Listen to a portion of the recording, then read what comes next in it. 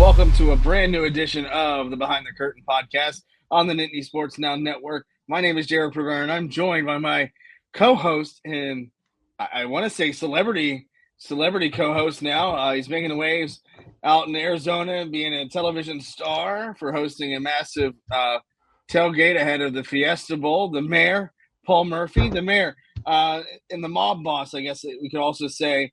How are you tonight? Finally recovering from what turned out to be an absolute crazy time for the Fiesta Bowl. You know, bunched in there with the Christmas holidays stuff. Yeah, it was a sight to behold there, as you saw after I sent you the clips and stuff. But it took a lot of recovery. There was no drinking involved. It was just being absolutely dead tired. And as you know, Jarrod, when you were out here before for the Fiesta Bowl, I think in 2017, Joe Zubek had started a tailgate. So I got back in touch with him. And what started out as the two of us doing it ended up with like 70 people coming to our tailgate at one time or another. It was great. It was a great time. You know, I miss the tailgating atmosphere. Obviously, we don't get to do that out here anymore.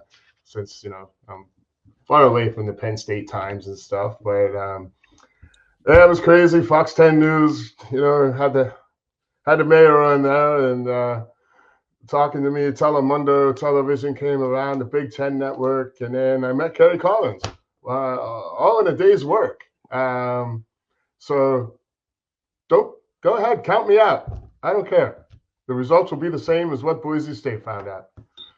That's right. And getting into the game, what was the atmosphere like inside the stadium for those that might not have been able to see that on the TV?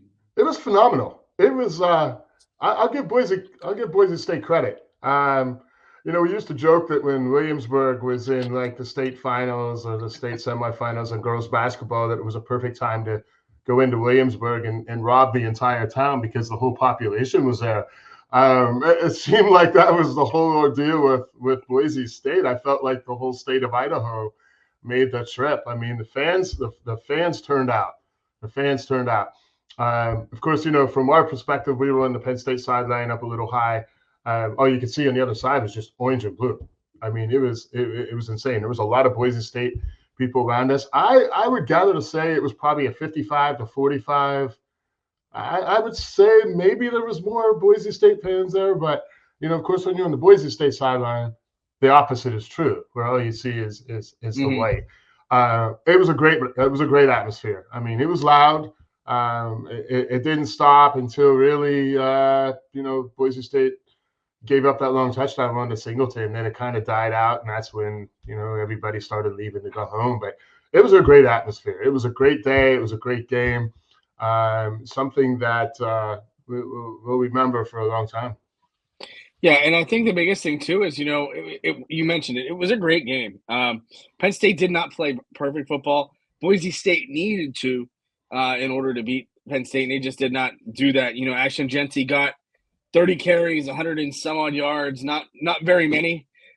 It's only now 200-yard rushers that Penn State has allowed this year. But when you look at the body of work, he only averaged 3.9 or 3.4 yards a carry. I forget the actual number. And that's nothing to scoff at from a running back that, in my opinion, is probably one of the best, if not the best in the country at the moment. Yeah, I will say this. They game planned perfectly for Jeanty. Game planned perfectly. And as everybody knows, you know, Abdul Carter went out halfway into the second quarter with an injury. And, you know, of course, we're all holding our breath to see what happens come Thursday. But Eamon Vanover came over, and I even made this comment, as you might have saw on my write-up of the game with the 10 things. But then I saw Landon Tangwell come out with his, you know, observations after that. So it kind of made me feel a little better about my abilities to see things. And he said the same thing, that Eamon Vanover came in and just played lights out. In fact, he even went as far as to think that he possibly could have been up for the defensive player of the game, which we all know is Zakee Wheatley ended up with his, you know, interception and his fumble recovery, which was just That was just an insane play on the first Gentry fumble for him to have the mindset to keep it in. But the game plan as far as the run was executed perfectly. I mean, they were playing DeLuca and Rojas and Kobe King were all just doing their jobs. I mean, everybody did their job. I think when we discussed this leading up to it, Jarrod, I think the game, we're like, game plan, make them beat you with the pass. I mean, Madsen ended up with over 300 yards, but I think we also might have said, he's going to make mistakes because he hasn't really had to throw the ball a lot. And while he's had decent numbers, he doesn't throw a lot of picks. Well, he ended up throwing 3 picks because, as we all know, they've never faced a defense like they did in Penn State. And so hats off to Tom Allen, hats off to the defense. They did their job. I mean, I do like seeing some of the stuff where the people, oh, yeah, he had 100 yards against Penn State. Dude, he had 30 carries. And when the game was decided, they kept him in just so he'd get that 100 yards. I'm like, all right, whatever rocks your boat, man. Yeah, I mean, the biggest chunk of that came on that 3rd and 21. Yeah, on a 24-yard run. And listen, I like Boise State. I am a Boise State fan. But at the same time, Penn State played the game perfectly as far as the way that they handled Gentry in the offense. They made Madsen try to beat them. And he had some good games or had a good game other than the picks, obviously. But Boise State was right there. They had so many good opportunities to really come back in that game after Penn State went up 14-0. But the problem was they got it to 3, and they just couldn't get out of their own way. And that's kind of how Penn State was at the same time. They did the right things at times. But, man, I remember that one drive, Sal Wormley had 2 bad penalties, and the play calling was here and there and not great at times as well. But the biggest thing is Penn State didn't need to play perfectly. They didn't by any means. And I think very much like the games earlier in the season and even later in the season where they knew they were going to win, they didn't try to push the issue and make mistakes. And when you play like that, sometimes it gets ugly. And you have that 3rd and 1 and you wonder what the hell was going on. But at the same time, they knew they were going to beat Boise State. And they played as such. When Warren was open, he got the ball. And even when he wasn't open, he got the ball. And Drew Aller, statistics are going to say that he didn't play a great game, but he had some incredible passes. He had 4 drops. Yeah, right. The drops were bad. That one in the corner of the end zone was beautiful. But he put the ball there where it needed to be. And, it is what it is. But Penn State lives to see another day. We live to see another podcast. And now they're playing in the Orange Bowl. And for Penn State now to be 1 game away from the national championship game, if you would have said when we started re-recording these back in August that we'd still be talking right now about Penn State football having a game, I probably would have laughed. Yeah. I mean, I'm elated. I mean, I know that when they expanded the season, and we did touch on this on a couple prior podcasts, in prior years, Penn State twice, I think, ended up 5th. They just missed out. Now they went to 12. They expanded the playoffs. Ironically, they were actually ranked 3rd in the country, so they would have been in a 14 playoff regardless, the irony of that. But, I remember reading things and perusing X and stuff, and when we got to the playoffs, okay, now, we were in a Big Ten championship game. Do you consider this a successful season? Well, we lost it. No, we need to win a playoff game. So now we won the first playoff game. We beat SMU. Now we get to the second playoff. Do you remember, sorry to interrupt you, but do you remember when we said that it wasn't going to be a bad thing if Penn State lost that game? Yes. And now look. Yeah. I mean the discourse, and we're going to talk about this, I think, in the 3rd segment, the discourse talking about the each team's path to the playoff. Yeah. Is much different. But Penn State's done everything they needed to do. And that's the biggest thing. And that's more than just win 100 and some odd teams now. They're in the Final 4. Yeah, Jarrod, it's funny you just mentioned about the 100 and odd some teams, and I don't know what it is now, 128 teams, 130 teams. I don't know what that number is, but that's funny you said that because just today, just kind of sitting here at the house today, I thought we're one of the last 4 teams left. One of the last 4. And I know we'll get into this with the Orange Bowl preview and stuff, But this is probably a pretty evenly matched game that we're going to see coming up here. And I feel it's a 50-50 game, honestly. But successful season went as soon as they won that first playoff game. That's another step. Now they won the second game. That's another step. Are we going to be satisfied if we lose this next game? Maybe not, but that's going to be the knee-jerk initial reaction. Like, this sucks. We were one game away. But you got to step back. You got to look at all this. And prior years, Jarrod, I would look at the season as like, this is great for recruiting. This is awesome. We're on the rise. We're moving up. We're getting there. But we know how the landscape is now with the NIL and the portal, which is going to change come July 1st. One of the things I think that Landon has been actually talking about too, he can't wait until these things become binding, where the school is paying them directly and not just all this stuff. So, no matter what happens this Thursday, of course, if they win, we'll be elated. We're going to the championship. If they lose, it's because it's South Bend Community College. That's the problem I have. If it would be Georgia, I don't have a problem with that. I just don't like losing to the Domers at all. Like, they're just, outside of Ohio State, they're probably the most arrogant fan base. I would say Pitt is, but Pitt people just aren't that smart. So I'll excuse them for that one. That's fair. And while we're on the talk of the South Bend Community College and Notre Dame, we'll come back from this quick break on the Nittany Sports Now Network. You're listening to the Behind the Curtin podcast.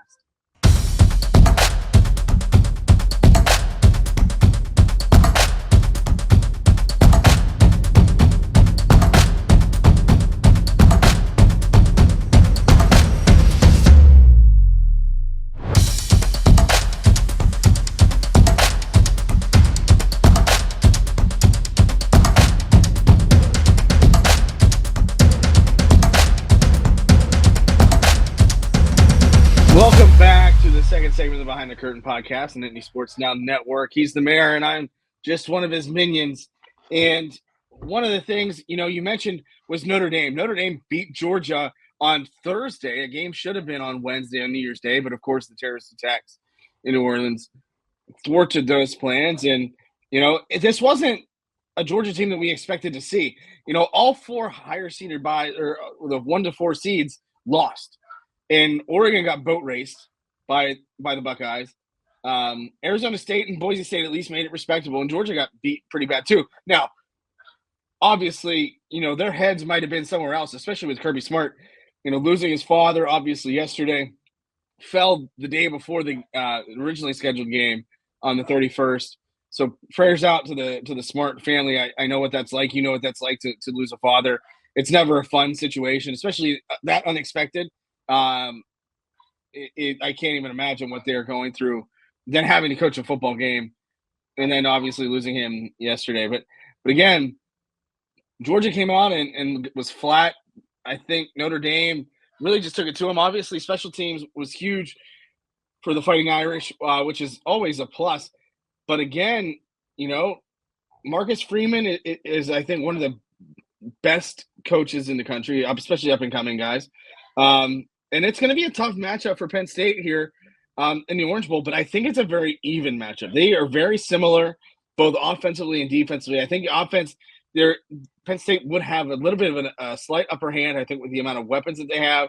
Obviously, Katron Allen, Nicholas Singleton provide one of the best two-headed monster in the backfield. Aller, I think, is better than Riley Leonard, who Riley Leonard was more impactful with his legs than his arm against Georgia. And obviously Tyler Warren is Tyler Warren. So, I think up front is really where it's going to matter the most. They're going to blitz. They're going to bring 6 guys up, bring them. It's going to be a nice little fun game in the trenches.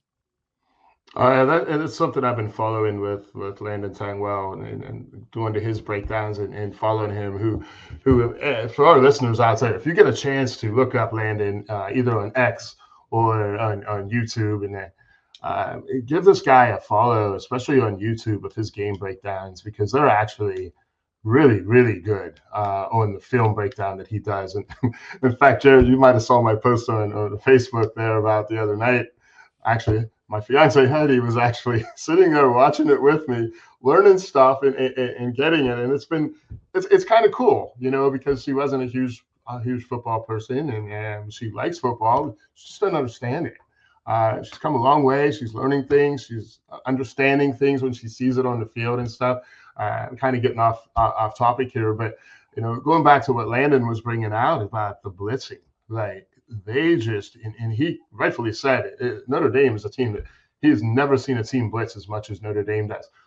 So he prefaced that with going over the protections that Penn State had against Boise State with their twists, their stunts, their loops, their picks on their blitzes, and Penn State was having a little bit of trouble. Allard he ended up getting sacked 4 times, I think, during the game. But you could see it. I mean, you could see Boise State had a great game plan defensively. Early on, Penn State beat them deep when they were doing the cover 4, and they made adjustments, and they shut that down. So Penn State continued to go to the deep ball. They did, and you had two touchdowns dropped on the same series. And Jarrod, I might be wrong there, but I believe one of those passes then was to Warren at the goal line where he missed the pass. Yes. So they had like 3 drops in like 5 plays. Like it was, but Notre Dame is solid. They're a solid defensive team. The Penn State O-line, the Penn State D-line, both, like you said, in the trenches, are going to have to step it up even more so than what they did in the Boise State game. This isn't a Boise State team. This is a good team, and as much as I don't like them, I do give them their props because they're very solid. They're very fundamental. They don't make too many mistakes. They force you into mistakes. And in watching that Georgia Notre Dame game, they scored 17 points in like a 38-second stretch. So from the end of the first half, they kicked a field goal. They kicked off. Georgia's down by 3 from their own 20 or 25 with 1 timeout, maybe. I can't remember. But they're passing the ball. Knowing that Notre Dame gets the ball first, I'm running the ball there. I'm getting out. We got a 3-point deficit at halftime. Instead, Stockton gets drilled from the blind side, fumbles the ball, and in the first play, Notre Dame scores. And we go to the second half kickoff. Run back for a touchdown. So Notre Dame scored 23 points in that game. 17 of them, well, I shouldn't say 17, but the 2 touchdowns that they did score all came as a result of the turnover and the kickoff return. So that gives me a little better hope for Penn State's defense. I mean, Georgia's defense is tough too. I'm not going to take anything away from them. They may be a little better than Penn State, especially in the secondary. But yeah, I agree with what you said there. It's an evenly matched chess match game.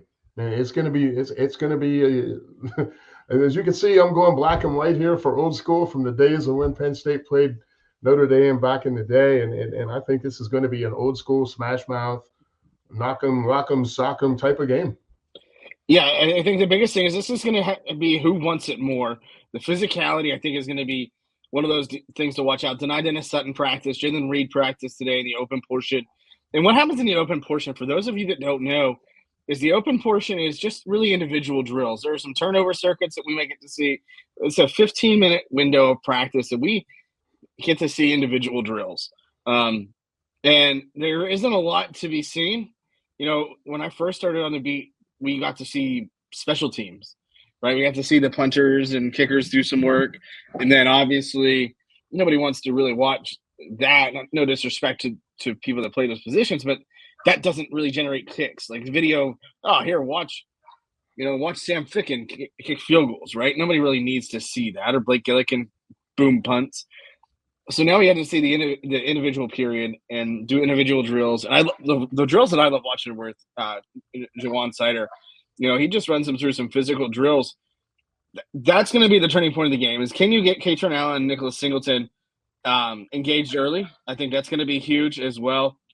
And see what Tyler Warren can do, because Tyler Warren was impressive against Boise State. Every team has game plan against Tyler Warren and tried to stop him, and they couldn't do it. More often than not. And for Notre Dame, can they continue their success in forcing turnovers? Penn State is very good at not turning the ball over.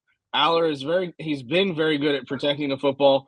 he had that one fumble on the mesh there against Boise State that I thought if that play ends up happening, I think A, goes for 6. B, that game is completely different because Penn State now has forced a fumble from Genty. They got the ball. They're up 14-0. And I see fumble. Right. So that was fumble number 1. That was right after this Nicky Wheatley fumble recovery, which was impressive. Just the body control and even Kobe King being able to knock that ball out. So, if they get that ball, I think that they end up going up 21-0. It's a completely different ball game. But, obviously it's the Orange Bowl. The conditions aren't going to be bad by any means. They're going to be in the 60s, maybe by the mid-70s. That's going to be right now, that's a heat wave. I think everybody you're going to see a lot of tank tops. You're going to see all kinds of stuff. Of course, it's the coldest day in the week in Florida as projected, but it sure as hell beats the 20 degrees and snow that we're getting right now. But yeah, this game on paper is very good. And we've said that about, I think, every game, in the playoffs, but it hasn't really ended up that way. I thought that Ohio State was going to beat Oregon in a close game, and they blew their doors off. Jeremiah Smith had an incredible game, and he challenged himself. He was like, oh, yeah, cover me, man-to-man. And then he went out and did it. And to have that as a freshman, as a Dallas Cowboys fan, waste a draft pick on him now, see you in 3 years, in my opinion. This isn't hockey, Jarrod. You don't retain the rights. No, you should. Just kind of hoping Jerry Jones retires in order to actually help the team out. But that's the thing. I think this is a game between the white lines. It's going to be physical. It's going to be smash mouth. The football that Penn State is known for back in the 80s. Same thing with Notre Dame. This is a powerful matchup between two historic programs that have very passionate fan bases. And I think that's exactly what they wanted in this game. Georgia would have been fine, right? They're right there. But the ratings that this game is going to get with Penn State and Notre Dame and the history between the programs, the fans, everything is exactly what ESPN wants out of this playoff. And these are also two teams that, number one, Notre Dame doesn't believe in a conference for football. And then Penn State obviously lost the Big Ten championship game. Well, the history there is in and of itself is a talking point for this game coming in. Penn State did have a couple of days ahead of time to get the jump on Notre Dame for getting tickets, just like Boise State was for Penn State here. They had a whole week plus because they knew they were going to be here. And Penn State fans, and it's something, and maybe we can talk about in the third segment along with the other stuff.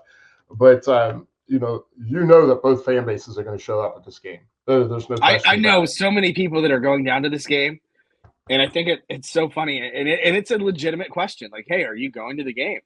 And I think that's probably the coolest part for me is just kind of seeing that. And they're fortunate enough that I'm fortunate enough that I get to go. I fly out Thursday morning, day of the game. I come back Friday.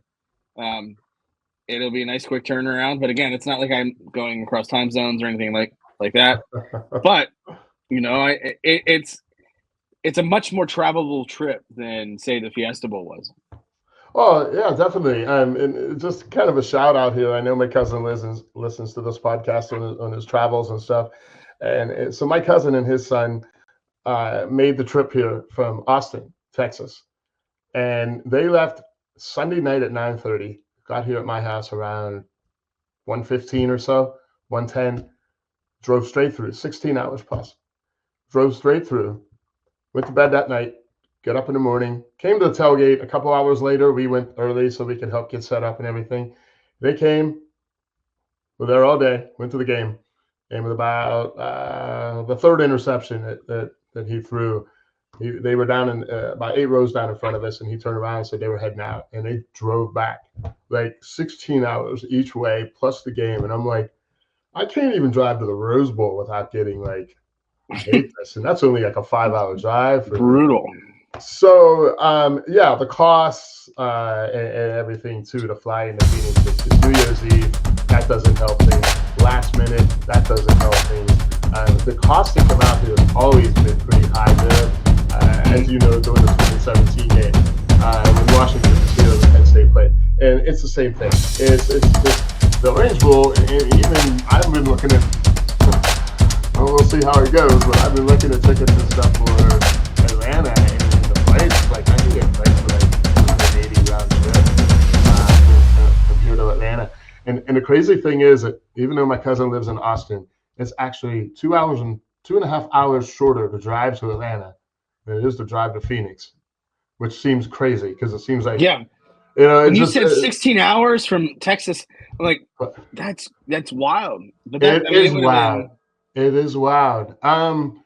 So he did tell me that when he was in Beaumont, Texas, like it's exit on the 10, Interstate 10, which comes right here through Phoenix.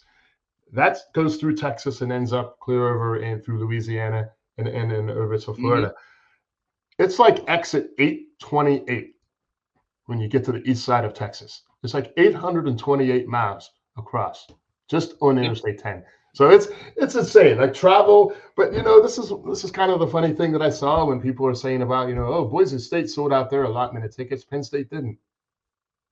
You guys had a week and a half extra to get your tickets and stuff, but Penn State's like, we played a home game the week before.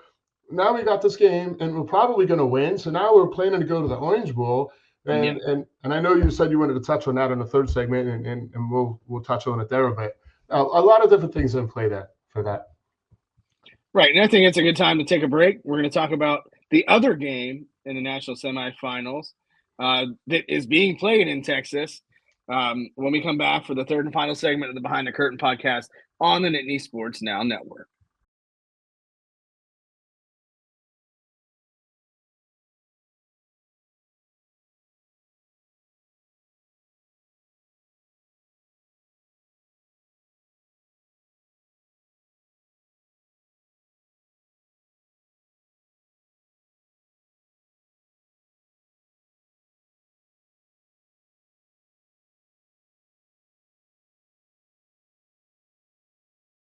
Welcome back to the third and final segment of the Behind the Curtain podcast on the Nittany Sports Now Network. I'm Jarrod Prugar, and he is the mayor.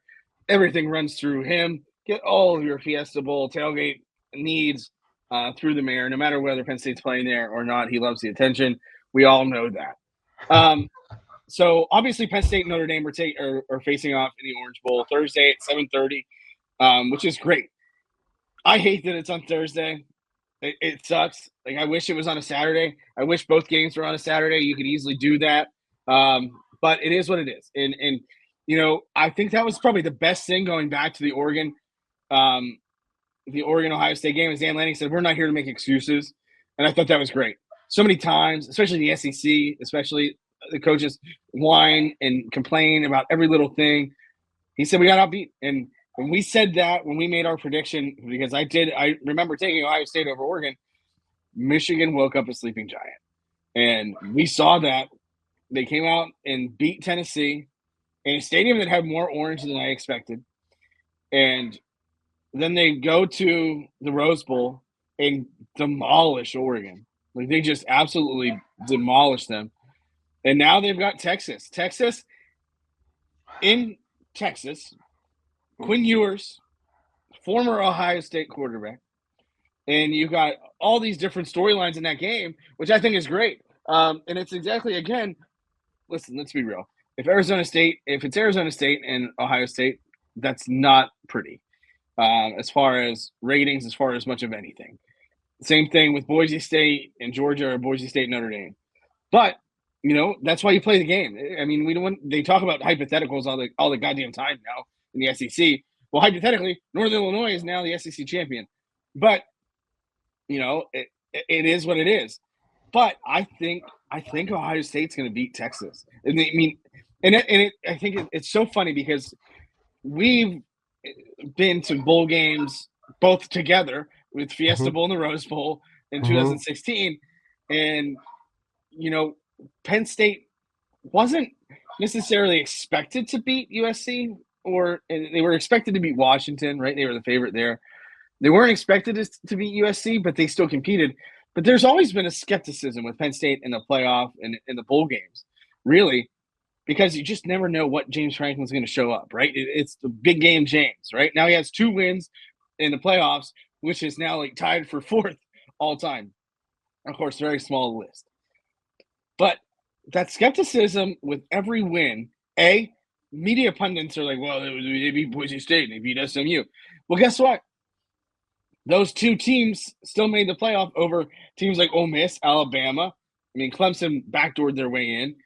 But teams like that are perennial bowl teams, playoff teams, So, yes, there is still that adage of the big game, James. And, of course, this is a game where Notre Dame is favored. But we are legitimately having conversations about a national championship for Penn State. And that's something that I don't know that a lot of people ever really expected or could fully grasp, given the skepticism around James Franklin and the not even lack of success, because the program has been successful, but being able to reach their ultimate goal. Yeah, I think for a portion of that, he has put clammed up some of those people with that. But like you said, they're always going to come out, well, it was only SMU, and it was only Boise State. And I get that. And Boise State, and I know the one clip I sent you with the girl that was interviewed was just like two hours over from us, and there was a huge Boise State tailgate there. So it was pretty good. It was pretty good banner back and forth, and said, you're not in the Big Ten anymore. You're in the Mountain West. I just put that to somebody who's drunk that's never really watched a football game before. But that's the thing that we're trying to make here is you got these bigger conferences like the Big Ten, the SEC, and the narrative has been SEC this, SEC that, SEC this. Well, guess what? Now let's flip to the Big Ten. If USC can right the ship a little bit and get back on, which I have my doubts with Lincoln Riley because rats are abandoning that ship right and left right now. Oregon's going to be there. Oregon's always going to be there. So you basically have your Penn State, Michigan, Ohio State, Oregon, and USC, and maybe Washington if they can get back to where they were a couple of years ago. I kind of have my doubts with that. But that narrative has been put to bed a little bit. If they go out and they beat Notre Dame this week, you got to be done with that narrative. Finished. Yes. You're done with that narrative. Now you can focus on, well, he can't beat Ohio State and Michigan. Okay. His Michigan record isn't all that bad. I don't know. His Michigan record got bad when they started cheating. No, true. The Ohio State record is absolutely dismal. I mean, it's absolutely dismal. So if you can get rid of some of that narrative, get out from underneath that a little bit, take some pride. I mean, and Jarrod, what some of these people don't realize, you play for guys like Lane Kiffin and some of these other blowhards. It's nice to see guys like, I think it was Jalen Kimber today, come out in his press conference and say, Coach Franklin is, and I'm paraphrasing here because I don't know the exact words, not that he's a rarity, but he's more than about football. He's concerned about you. He's about prepping you for life, prepping you for after football, what you can do as a man. Like, you're part of the family. And I love that. And honestly, I think we can say the same thing about Marcus Freeman. Yes, I was just going to say, these two teams are very parallel in their journeys. Yes. Obviously, people were making a lot about them being African-American head coaches. And Marcus Freeman, I watched his Zoom the other day. He mentioned about being Korean as well. And James Franklin, obviously, the single mother type deal. And that's a great story. But there's so much more to that story. Sure. Well, you go from a Chip Kelly to a Marcus Freeman. Yes. That's like going from a Paul Murphy to a John Kraft. Like, right? It's a very niche statement. Yeah, but no, you're 100%. But I think the biggest thing is Notre Dame is never going to be likable for a lot of people, but Marcus Freeman is, and that's a good thing for them. And that means they knocked the ball out of the park with their hire. Kudos to them for doing that. And then Jack Swarbrick. Now, of course, you never know what's going to happen on the basketball side, and I don't think Micah Shrewsbury is enjoying it. But hey, that's a shame. Whatever. Right? I hate to see it go. Mike Rhodes living it up. They played at the Palestra today, and we'll get to that in a different day. But the parallels between the two programs are certainly there. And James Franklin, honestly, outside of the playoff success this year and Ryan Day's historic playoff success, the parallels between Ryan Day and James Franklin are there, except Ryan Day's demon is Michigan. James Franklin's demon is Ohio State. And they're very similar in those regards. But both coaches their teams lost to their rivals or whatever. Penn State's unrivaled, whatever. But Penn State lost to Ohio State this year.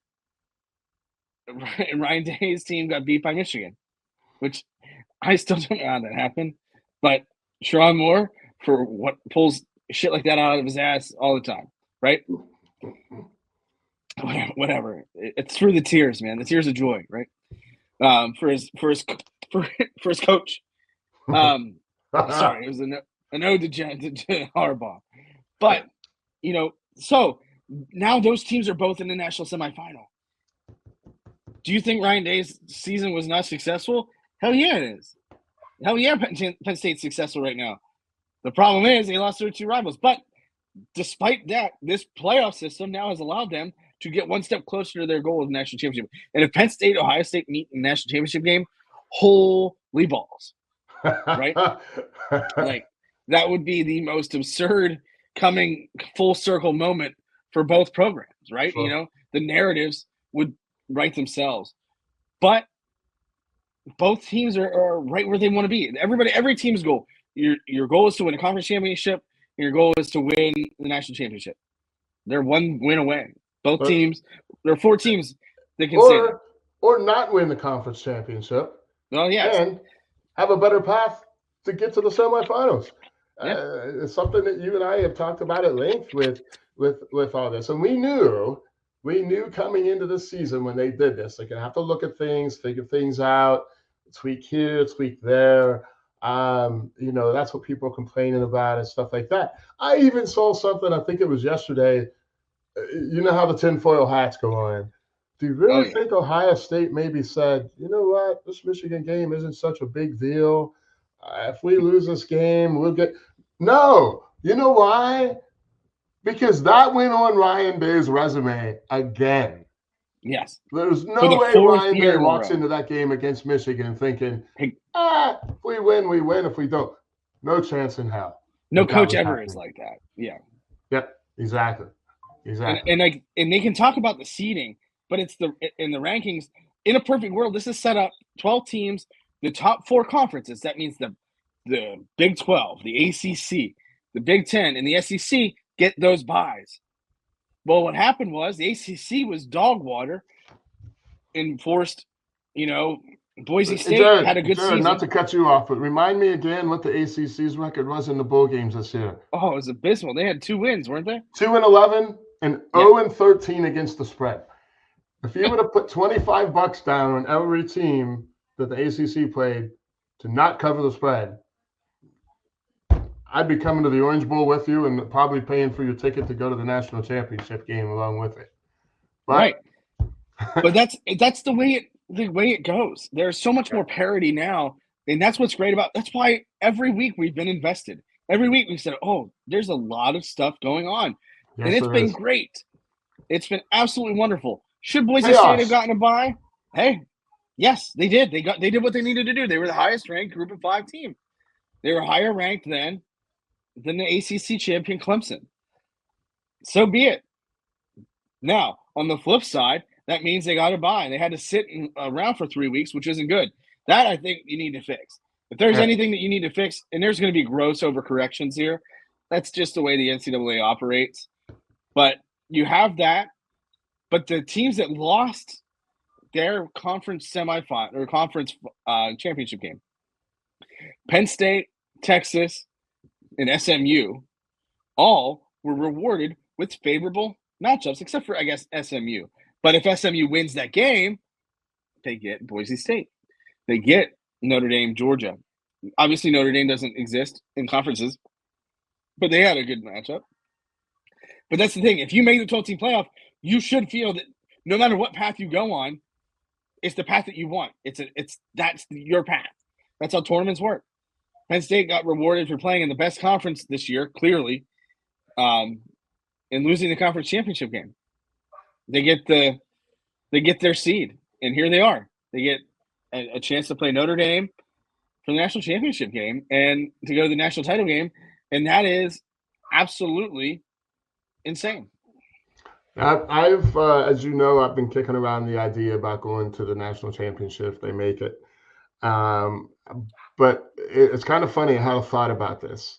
And a couple of days ago, I kind of texted Ryan and I told him my thoughts. And he came back with, Dad, I was thinking the exact same thing. And that thought is, if it's Penn State and Ohio State in the national championship game, I'm not going. A couple of reasons. I don't like the team. I can't stand their fans. They're terrible. Like I said, between them and Notre Dame. And I've seen those games, even though not with the implications that this would have. Right now, the way Ohio State is playing, I hate to say this 2 weeks, 3 weeks ahead of time. I just don't know if right now, if I have to look at this, I would think Ohio State is a proverbial favorite right now to run the table, just the way they're playing right now. Oh, without a doubt. Yeah, I think so too. But at the same time, Penn State has yet to play a perfect game. They've yet to play their best football, but their best football is coming. Their defense is winning. They're playing championship defense. The running game is there. So we'll get right into our predictions here before we wrap it up with our curtain calls. I've got Ohio State beating Texas in the Cotton Bowl in Arlington. That's going to be the most meaningful game that stadium will see until next September. What have you for that tournament, for the Cotton Bowl at least? For the Cotton Bowl, I got 34-24 Ohio State. What I have 38-20. I think they beat them pretty good. I'm just not confident in that Texas offense. Not after watching it, against Arizona State. I mean, they won the game very much like Notre Dame did. They had some splash plays on defense and some splash plays in the turnover game and special teams. But the biggest thing for me is, again, we talked about this the last show. Ohio State was a sleeping giant. They were the best team. Honestly, I think they're a play away from beating Oregon the first time, a play or two away. And then they just went out and handled business, and they, taking no prisoners. As for the Penn State Notre Dame game, I've got Penn State winning a close one, 24-21. I got Penn State winning 17-16. I don't think there are a lot of points. Now, I said this about the Big Ten Championship, and then both teams went poof, right? But this game is going to be won in the trenches. Can Abdul Carter play and make an impact? And I think that's one of the things we didn't touch on before. Penn State got spectacular D-line play without Abdul Carter for nearly 3 quarters, which is not just impressive, but also important down the road. Like, Amini Vanover had a great game. Zane Durant played very well. Keziah Izzard. Those guys all played very, very good football. Can they continue it? Denied Dennis Sutton even. Can they continue that brand of football against Notre Dame? Because, again, we said this again for Boise State. We said this against SMU. Notre Dame hasn't faced a defense quite like Penn State's. Penn State hasn't faced an offensive line like Notre Dame. Right. Notre Dame's offensive line is pretty dang good. Right. Exactly. So, and on the flip side, Penn State's offensive line is playing a really good brand of football right now too. They've really taken a turn. They're starting to run a lot more 12 personnel with 2 tight ends, which has been a game changer. It's helped the run game specifically. Obviously, you've got Luke Reynolds and you've got Tyler Warren. Then you couple that in with Katron Allen and Nicholas Singleton, and it's gonna be a great game. I do strongly feel that way. I'm excited to be able to see it. This crosses off bowl number 3 for fruits for me: citrus, peach, and now orange. This will be now the 4th out of 6 New Year's 6 game. And I go back to Florida, where the first game I ever covered was at Jacksonville, the Tax Slayer Bowl against Georgia. It was Trace McSorley's first game. McSorley came in and almost brought him back to win. Yes. Yep. Yeah, the birth of Trace McSorley, and then and that's one thing that's kind of fun. I'm grateful to be able to do that, and the hope is to go to Atlanta. That's a 12-hour trip. And that's the other thing too, is that's Penn State skepticism, right? You don't want to jinx it. You don't want to, but you're forced to kind of make those moves and make those calls to figure out, hey, do I need to start booking a hotel in Atlanta? I agree. All right, we'll wrap it up with a curtain call from you first. So like curtain call here, let's flash back to the ASU Texas matchup this past week. And as you know, Jarrod, I got a lot of ASU faithful here and some whom listen to this. So I'm just going to come out and say it. I counted you out like I did Boise State, and I almost lost out on that. ASU put up a hell of a fight in that game. They got down early. I mean, the first couple of drives, like it was just like, 2 plays and a touchdown for Texas on their first possession. ASU went 3 and out, punted the ball. Guy took it back 75 yards. And I'm like, this is what I was expecting. This is what I'm trying to tell ASU people. You're not playing the Big 12 games now. Well, tells you how much I know. And this is why you play the game. And I purposely did not text my loving friend Jennifer, who is ASU diehard from the time she was born. She explained some things to me the other day about her being around football. But what I want to touch on there was the ASU game. As you know, the targeting that was not called towards the end of that game. So when you look at the intent of the rule, we all understand what the intent of the rule is. And this is, again, I'm going towards the officiating aspect of things. And the intent is, obviously, we all know, is to help with kids getting shots to the head and stuff like that. But on that play, there was really nothing that defender could do on that play. He was coming up to make a play. The receiver went to get the ball, was turning around. His helmet hit. Now, he didn't launch. He didn't lead with the crown of his helmet. But any forcible contact from the neck above with the head is deemed to be targeting. And I'm like, I don't know if that's targeting. But by definition of the rule, it is. So they don't call it. ASU fans lose their minds. Dillingham, I thought, instead of going crazy at the press conference like he's been known to do, actually handled it well. There's no guarantee with how lousy ASU kicker is that they were going to kick a field goal to win that game. I think it was Joel Klatt came out, and I'm about 50-50 with some of the stuff he says. That's fair. He had a very good point. He said, if that play occurs 3 minutes into the second quarter, that targeting is getting called. He goes, the officials decided at that point, we're not going to make this insert ourselves. As an official, as somebody who officiated high school ball, Mr. Rickens, a great guy, always said, if you're going to call it in the first quarter, you better call it in the fourth quarter, no matter what the scoreboard says.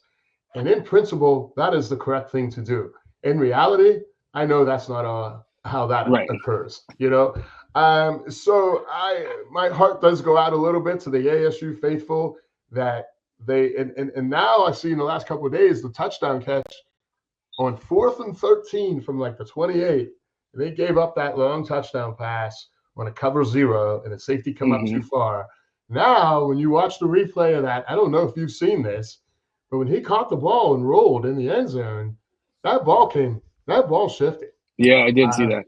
So now it just started all over again.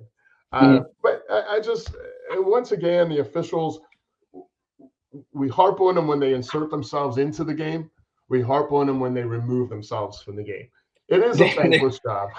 But they are in a lose-lose situation. And I honestly, I like to call because I don't think that is targeting, because the intent wasn't there.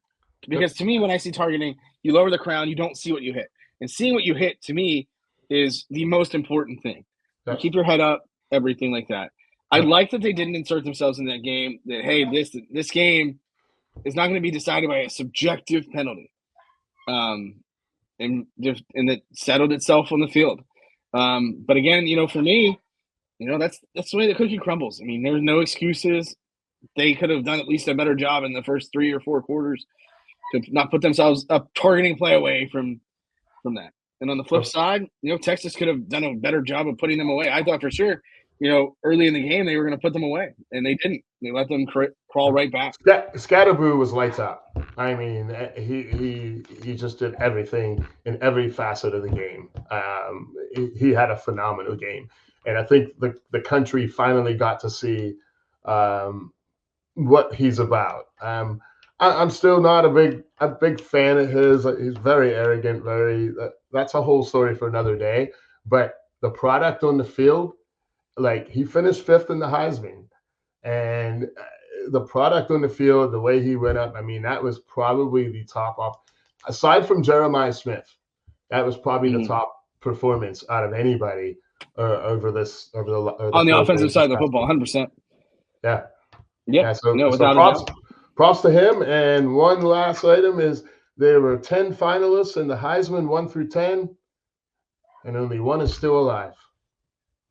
And that would be Penn State's Tyler Warren. That's correct. With that, for the mayor, this has been Jarrod Prugar on the Behind the Curtin podcast. We thank you as always for listening. We'll catch you again after the Orange Bowl, where I'm hopeful that I have a sunburn in January rather than a windburn from the icy wind here in Pennsylvania. Thank you as always for listening on the Nittany Sports Now Network. We'll catch you again later this week.